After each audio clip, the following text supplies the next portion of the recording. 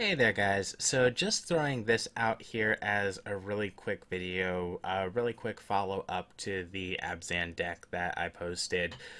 That is a very high cost deck. It's expensive. I'm not going to sugarcoat it.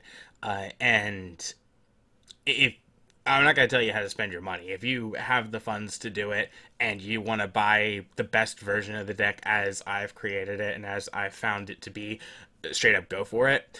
But if I'm going to encourage people to use this deck and play around with this archetype, it doesn't feel too fair on my end to you guys to just say, okay, the barrier to entry is a $1,000 cost for the deck. So cough up $1,000, then you can get the entire deck on yourself. It's that just pushes people away from Commander. At the end of the day, I want more people playing Commander. Because I think it's fun, and I want more people to share that fun experience.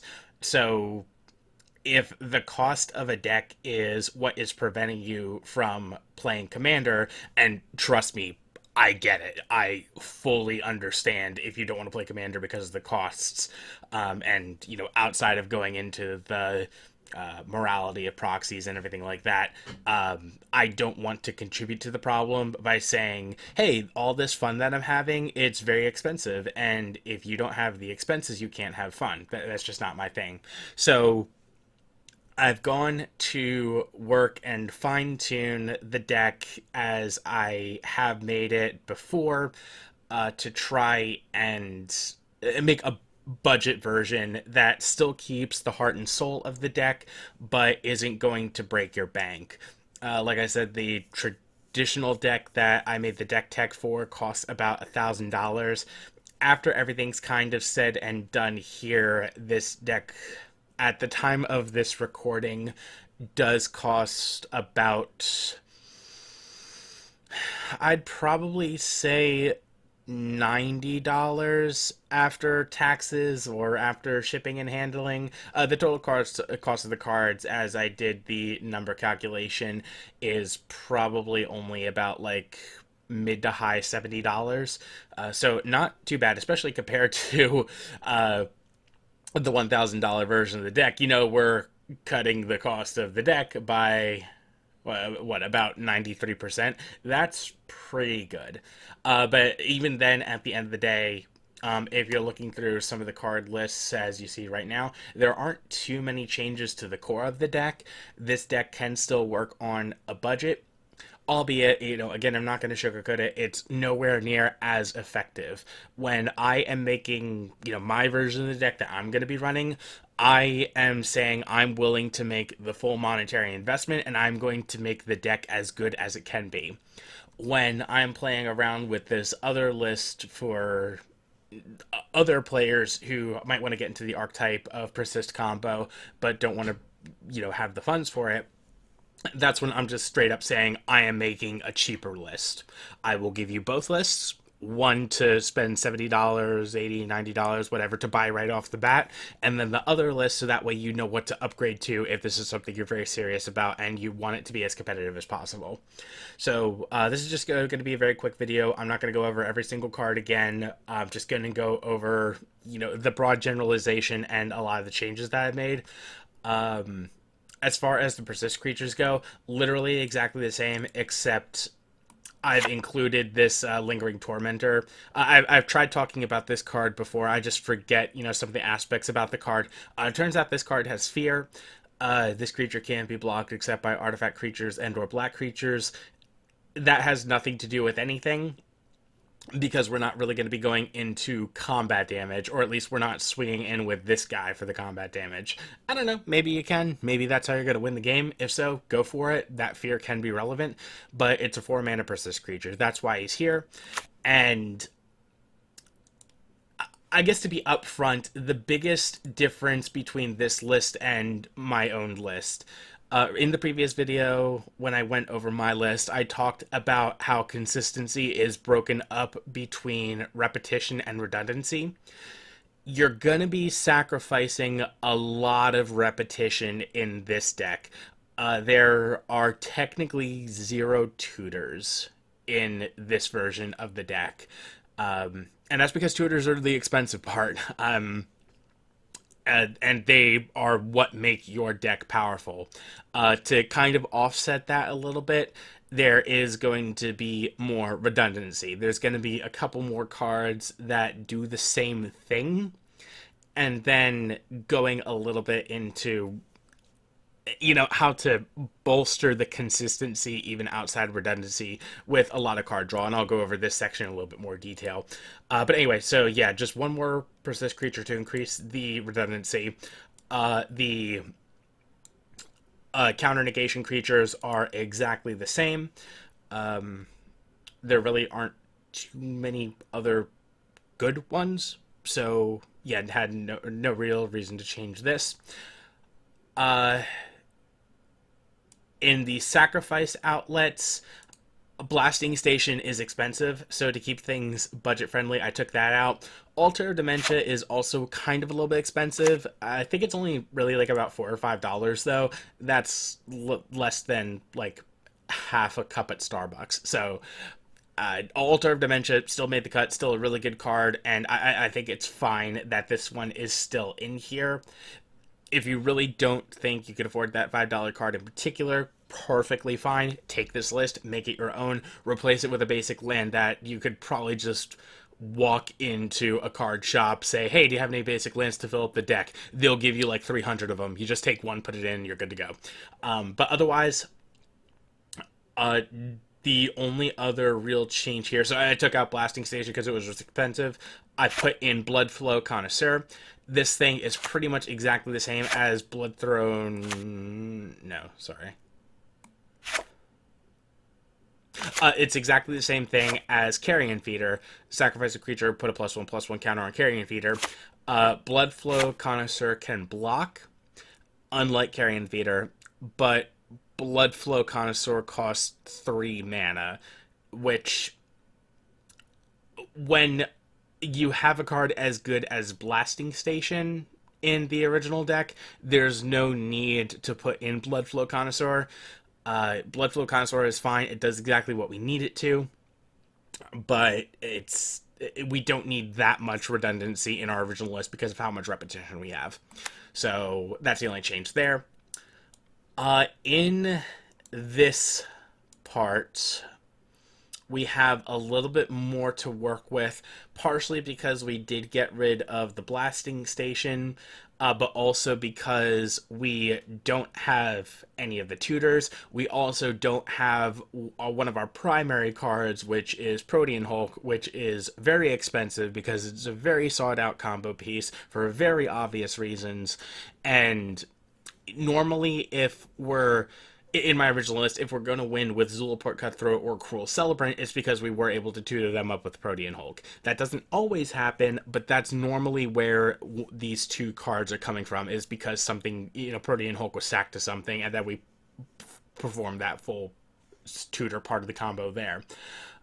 Let me move this up a little bit so we just go over the new cards. So we do want a lot more redundancy in here because we severely sacrificed on repetition. So you got these 3 cards, those are exactly the same. Corpse Knight. Whenever another creature enters the battlefield under your control, each opponent loses 1 life. So fundamentally, same thing as Cruel Celebrant. Cruel Celebrant does gain us life, so it is technically worse, but we're still using it to get exactly what we want. We're just looking to deal damage to everybody with these types of cards in one way or another. So Corpse Knight plays the exact role that we want it to. The reason that it is not in the other list is because, like I said, since we're tutoring things a lot and we only need one of these two, we're kind of messed up if we were only running Zulaport Cutthroat as opposed to 2 of that effect or 3 of that effect within creatures. Yes, we'd be completely messed up if we drew Zulaport Cutthroat and we couldn't tutor for either of the other ones.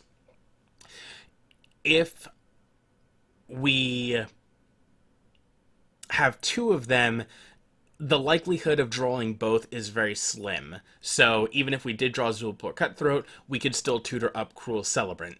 Now you can make that exact same argument. It's like, well, what in the odd chance if you do have Zulaport Cutthroat and Cruel Celebrant, then what are you going to do? Uh, well, for one thing, honestly, I would probably just play them from my hand. But another thing, I'm still not too worried about it. We can we can't tutor up Bastion of Remembrance with Protean Hulk, where we actually could do that with Corpse Knight, now that I think about it. So I do still prefer Bastion of Remembrance because in my primary list it can be tutored up with Enlightened Tutor or uh, Demonic Tutor or any of the other tutors that we don't have in this deck because whereas something like Corpse Knight, with it just being a creature, we can't do that. But you could definitely make an argument for how good Corpse Knight is for what we're trying to do with it. It fills the exact same role as Zulaport Cutthroat and Cruel Celebrant. So, yeah, honestly, go for Corpse Knight if you really want to. I don't think... I think that for my purposes that I just described, Bastion of Remembrance is better than Corpse Knight. So, Corpse Knight didn't make the cut from my list, but it's good to go there. Obelisk Spider, you're really focusing on that last clause that it has. Whenever you put one or more -1/-1 counters on a creature, each opponent loses 1 life and you gain 1 life. So effectively the same purpose as Cruel Celebrant and Zulaport Cutthroat. This definitely does not make the cut in my primary list, and it never will, because for one thing it's 3 mana as opposed to 2. And if we're going to be winning the game by playing cards out from our hand, we want as low a mana cost as possible. So, I like I said, I could see an argument for Corpse Knight because it's only 2 mana and it does exactly what we want it to every single time. There's a reason I emphasize that. I'll get to that in a second. Whereas Obelisk Spider, to try and get the effect that we're looking for all the way at the bottom there, it does cost 3 mana to play it from our hand, and that's... I don't think it's worth it. Even if it's black and green as opposed to white and black, because green is a lot more common in our deck. So the likelihood that we'll have the mana for Obelisk Spider is higher when it comes to color correcting.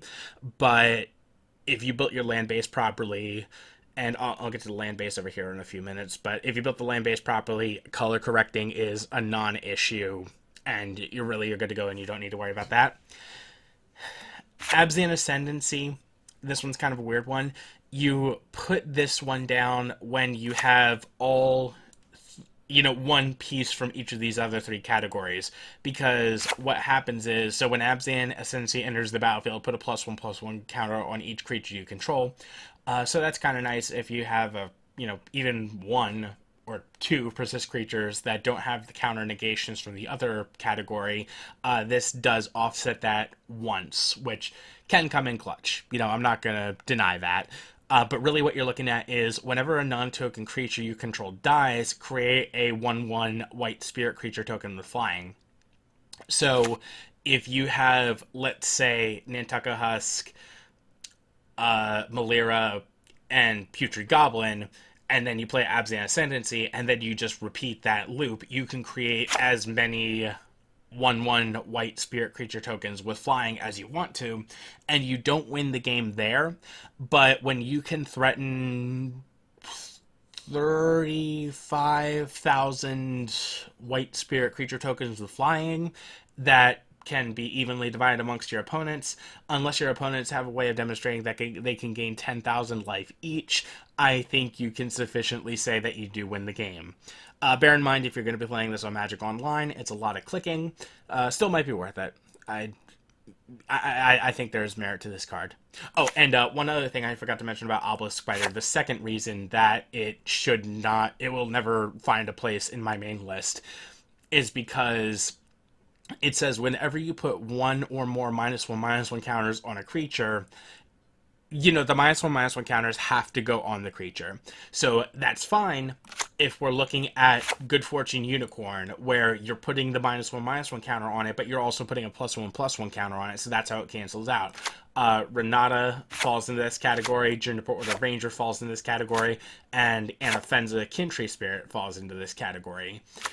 For Malira, where it says creatures you control can't have -1/-1 counters put on them, Vizier of Remedies is the -1/-1, -1, -1/-1 counters. So 0 -1/-1 counters are put on a creature. And Solemnity, where just no counters can be put on whatsoever. Obelisk Spider does absolutely nothing for us. So we're just going to pretend we didn't see that one. Oh, also,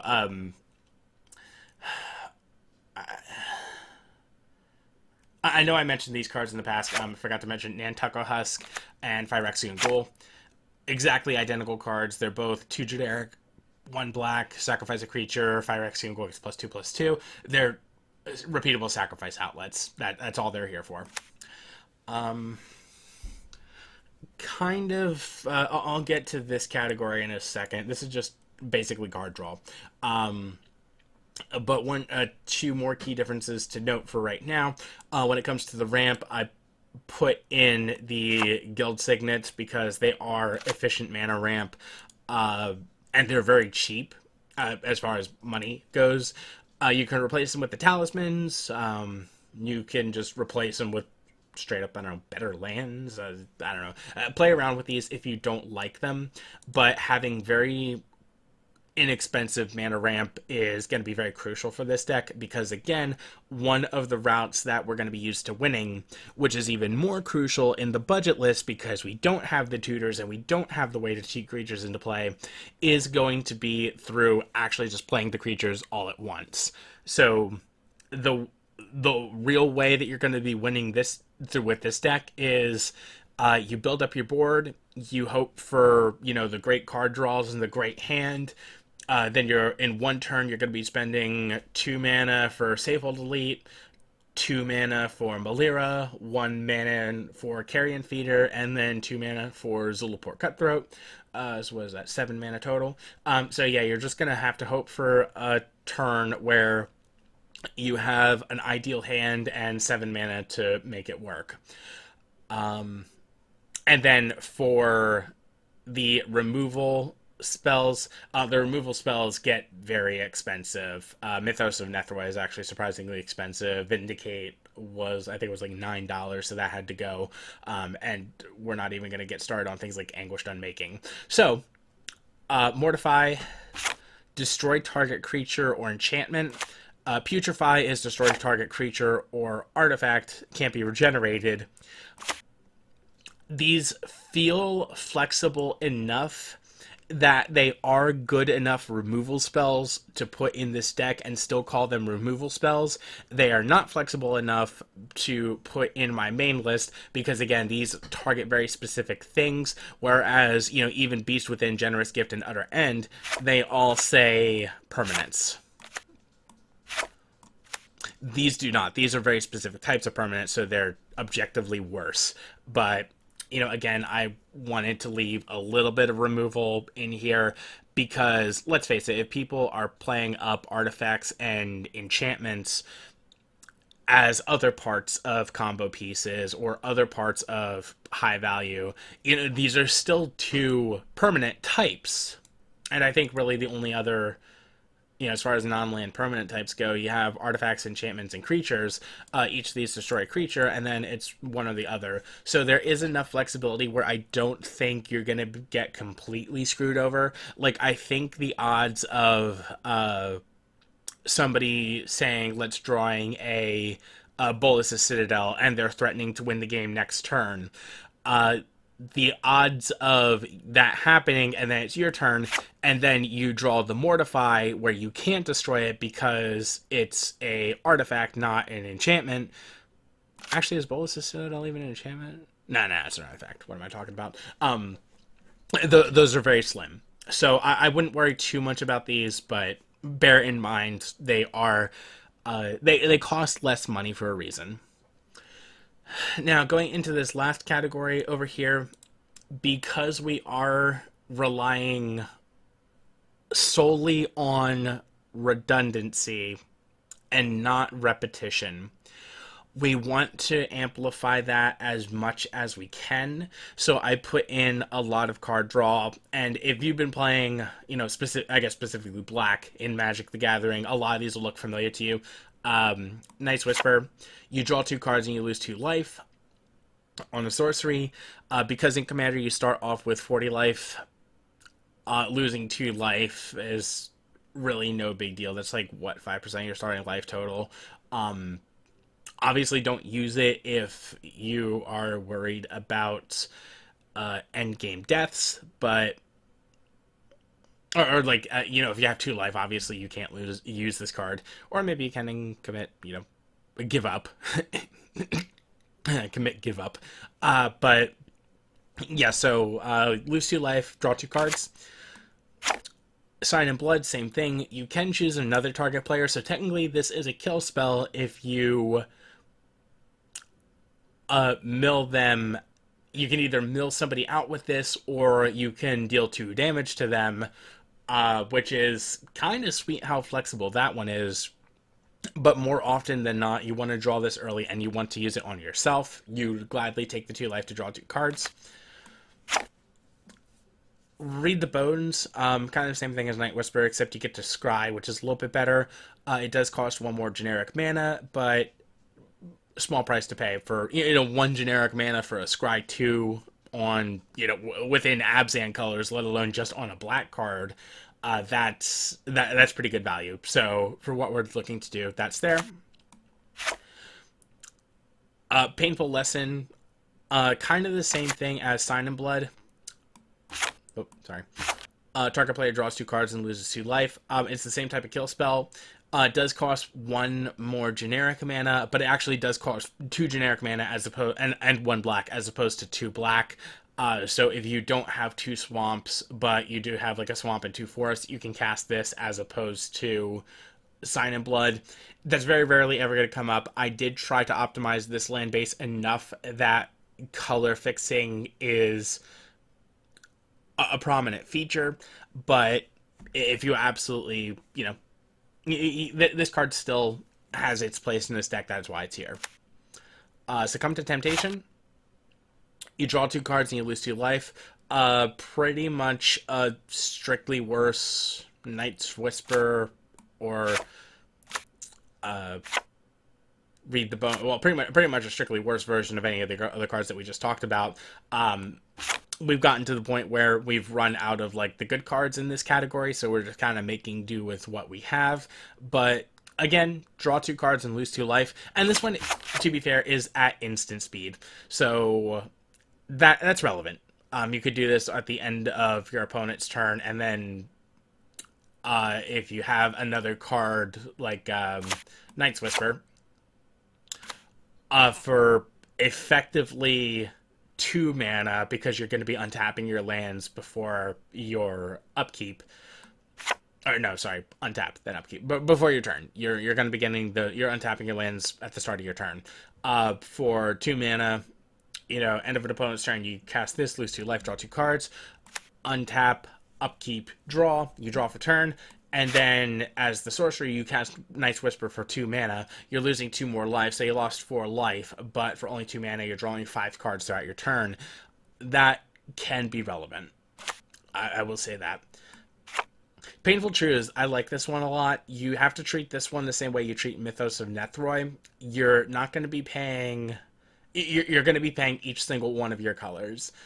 So instead of thinking this as black and 2 generic, you have to think of this as black, green, white for the cost. But then it says you draw X cards and you lose X life, or X is number of mana. Essentially, it says you draw 3 cards and you lose 3 life if you do pay the full Abzan. And maybe you don't. Maybe you pay 2 black and a green. Then it's you draw 2 cards and you lose 2 life. You can do that, especially if you only have 3 life, but maybe those last 2 cards are your last-ditch effort. Can be worth it. That's all I really need to say about that. Underworld Connections. This is a repeatable one. You pay 1 life to draw 1 card. You're also technically you're also paying one mana as well because you're enchanting a land and they have to tap the land, which means you can't tap it for mana. But this is still repeatable card draw. All the other ones are instants and sorceries that go to your graveyard. If you use them, you lose them. This one is repeatable, and that's kind of where the rest of these are going to be going. There are repeatable card draw effects. Sorry, I lied. There's one more. Abzan Charm. Uh, pretty effective. You can use the +1/+1 counters to negate some of the -1/-1 counters if you want to. It is a decent exile spell. It's a little bit conditional, so I wouldn't count it towards the removal that I mentioned. I would just say you're going to be using it to draw 2 cards and lose 2 life, but this is a very versatile spell. Not good enough to put into my main list because, I mean, to be fair, it's competing with things like Worldly Tutor, Demonic Tutor, Vampiric Tutor, Protean Hulk, Defense of the Heart. So, I mean, this card's not good enough to go in my main list, but it's versatile enough that it has earned a spot in the budget list. And it is, again, pretty inexpensive. It's definitely less than $1. I know that for sure. Grim Haruspex, this one's a creature. This now is where we get into the more consistent card draw. It does have morph, we don't care. For 2 generic and 1 black, whenever another non-token creature you control dies, draw a card. So if you have a way to do the persist loop, so Safehold Elite, Malira, and Carrion Feeder out on the battlefield, you could do the persist loop, but it doesn't do anything. You're just getting the enter the battlefield and leaving the battlefield triggers, but that doesn't win you the game on its own.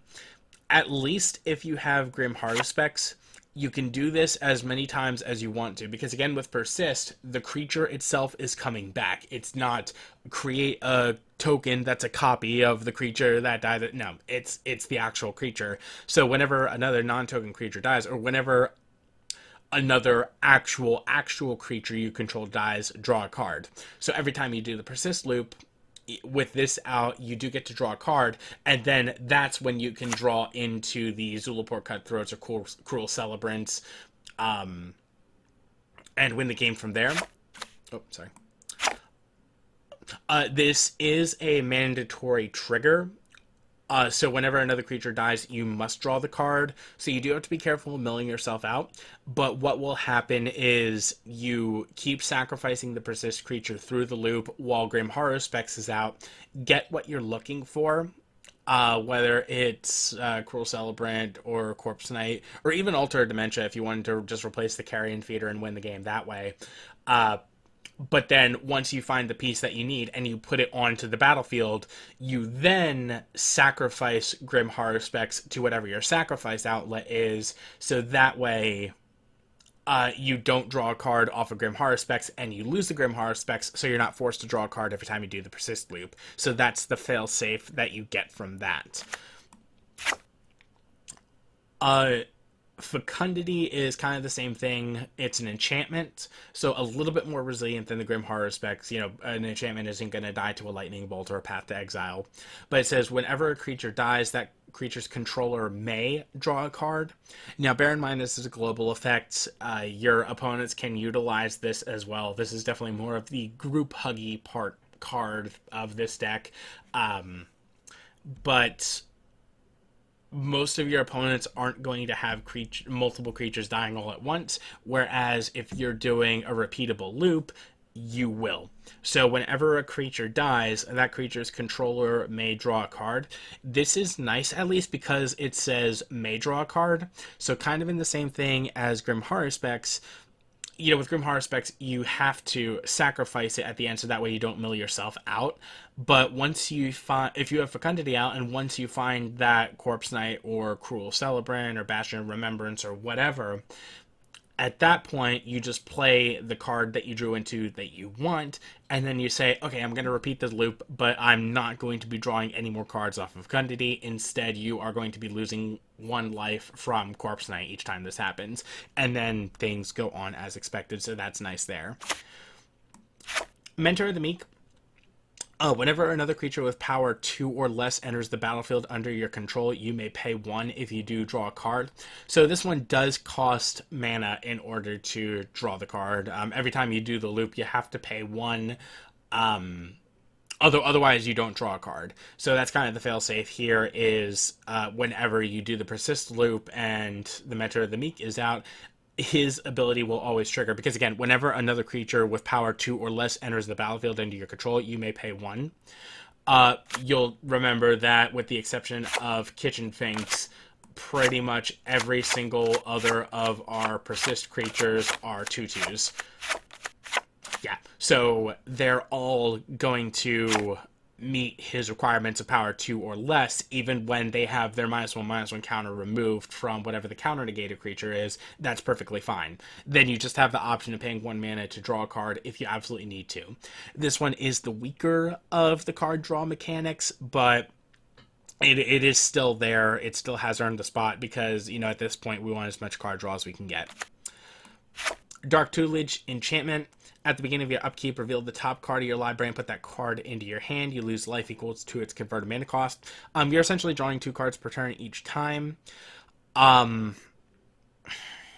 really don't like this one. I will avoid playing it if I have a choice, but to be perfectly fair, I think like the highest converted mana cost in this entire deck is 4 between like other no, sorry, 5. Gingerport or Ranger is 5. But other than that one single card, you got 4 off of Skyshroud Claim, Explosive Vegetation. You got it off of Utter End. You got it off of Renata, you got it off of Heartmender, you got it off of Lingering Tormentor, but otherwise things are usually just like 2s and 3s. So, heaven forbid you're going to be losing 2 or 3 life per turn in order to draw another card. And if it's a land card that you're revealing, then you don't lose any life at all, because lands have a converted mana cost of 0. So that's at least nice enough. This card is high risk, high reward, I would say. It looks sketch, but it at the end of the day, like I'm saying about all these other cards that are put in here and not in the main list, they do what they need to do enough that they have earned a spot in this list. Dark Tutelage is also inexpensive, so there's that. Then the Soul Harvest brothers, Soul of the Harvest and Harvester of Souls. They essentially do the same thing in this deck. So Soul of the Harvest, we're ignoring Trample. For 6 mana for 6/6, whenever another non-creature token, a non-token creature enters the battlefield under your control, you may draw a card. So when we do the persist loop, the creature dies, it comes back. That's when we may draw a card. Harvester of Souls, the opposite, the other side of the coin, kind of the same thing. We don't care about the death touch. It's a 6 mana 5/5, whatever. Whenever a non-token creature dies, you may draw a card. So when we're sacrificing our creature, that's when we choose whether or not we draw a card, and then it comes back, and then we repeat the loop there and drawing cards until we get exactly what we're looking for. Fundamentally, these 2 cards are the same thing. The nice thing about these overall is that they are May triggers, so just like Fecundity, and I guess you could say Mentor of the Meek as well. We don't have to draw the card if we don't want to. Grim Haruspex is the only one that really forces us to draw the card. I guess Dark Tutelage does too, and Dark Tutelage is a little bit rough because it's an enchantment. We can't sacrifice it to one of our sacrifice outlets. We actually have to destroy it with any of our removal spells other than Putrefy in order to get rid of it if we needed to get rid of it.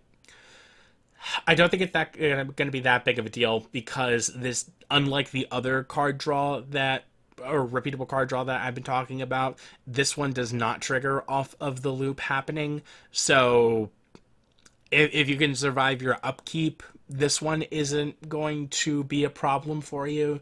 But it's just nicer if you have something like Soul of the Harvest or Fecundity or Harvester of Souls where you can just may draw the card and not draw any more cards and not mill yourself out once you have exactly what you want.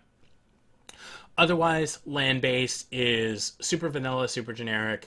Command Tower has been printed so many times, pretty much every time since its first printing in a Commander product. That's why it's so cheap, because it's just so common. You know, not rarity, but just like how often you can see one in just your local mom and pop card shop. There's just so many of them around that supply outweighs demand. So Command Tower still makes it in the list despite being one of the best lands ever printed for a commander deck. Uh, Murmuring Bosk, because this one's like a tree folk tribal card, and there's very few people running tree folk to begin with. This one, the demand is less than the supply. So did I say that supply was less than demand? I mean, supply is more than demand for the command tower. Same thing for Murmuring Bosk, because there's just so few people that want it to begin with. There are less Murmuring Bosk, but there are less people that want it, as opposed to there are more people who want command tower, but there are more command towers to begin with. So it just kind of evens out in that rule as well. This still makes the cut. It's still a budget-friendly option. Sandsteep Citadel, effectively the same thing as the Indatha Triome, except that Indatha Triome can be tutored for by literally anything, because it is a forest, plains, swamp. I shouldn't say literally anything. I should say, any type of land that allows for that. You guys know what I mean. But effectively, because the Indatha Triumph always came in tapped anyway, and this one always comes in tapped anyways, this is the budget replacement, and honestly, it's just fine. You could even say that you're effectively pseudo-tutoring for this because of how much card draw that we have in the deck. So, I mean, yeah, it's still relevant. Otherwise, you have playsets of the Rogue's Passage. I've already went over this card in the previous deck tech, still in the deck. Otherwise, you have playsets of the tap lands that give you 1 life for Golgari, Selesnya, and Orzhov. Same thing for the M19 tap lands for Golgari, Selesnya, and Orzhov. You got the guild gates for Golgari, Selesnya, and Orzhov. See a pattern here. A bunch of tap lands, because the ones that come in untapped are stupid powerful, and they run up the big bucks. Aside from taking out the cards that, the tutor cards in the main deck that, cost like the $70 and the $50 and all that jazz, the land base is going to be your next biggest cost for as far as money goes for this deck. Sorry about that. It's like technical difficulties. So what was I saying? Yeah. So the other than the high expensive tutors, the land base is going to be your next expensive part of the deck. So that's where you're going to want to make the upgrades, but that's also where you have to cut the budgets. Otherwise, the vivid lands, very slept on. There's one for each color. It says, Vivid Grove, for example, is the green one. It enters the battlefield tapped with 2 charge counters on it. We could either tap it to add green, or we can remove a charge counter from this and add 1 mana of any color. So usually we're going to be tapping this just for its green, but if we have to tap it for white or black, we have the option to do that 2 times per land per game. Vivid Marsh is the black one, Vivid Meadow is the white one, but it does all that. Otherwise, the only other things that you need, we have, I believe, 9 swamps. Because of how much card draw is in the deck, black is a lot more prominent than green. Or I would at least say it's more important than green in this version. So I want 1 more swamp than forests, but we still have 8 forests. And again, because we don't... Well, I guess that's a lie. We still have quite a bit of land searching that we could do in this deck. So I guess I didn't need to add the 3rd plains. You could realistically swap out this 3rd plane for a 9th forest, but I kind of, since I know I'm going to be brute forcing into land anyway, I'd rather also have the option of getting a white mana source from that. So yeah, that was just a very quick, you know, budget version of what my deck is. Oh, sorry, one more thing I should mention. Nethroy is expensive. Anafen's is the foremost. If you've seen my tier list for the commanders, she is still S tier for this deck. She's still very viable, very powerful. And before Nethroy was printed, she was my go-to choice. She is nowhere near as expensive as Nethroy because Nethroy can do a lot of other stupid things for a lot of other stupid decks, whereas Anafenza really doesn't. But Anafenza is still super relevant. So a budget option of saving the commander, just run Anafenza, just pick up Anafenza instead of Nethroy. Otherwise, if you have Nethroy, use Nethroy. Or, you know, really use whatever commander you want to. Use Dagadar the Adamant for all I really care if you really want to joke around with people. But yeah, Anafenza is the good budget commander for this. So those are all the real changes I made. Hopefully this kind of little walkthrough here negates the barriers to entry that would otherwise be preventing you from running this deck. And that's not what we're here for. We're here to have a good time. So if you like this deck, definitely pick it up.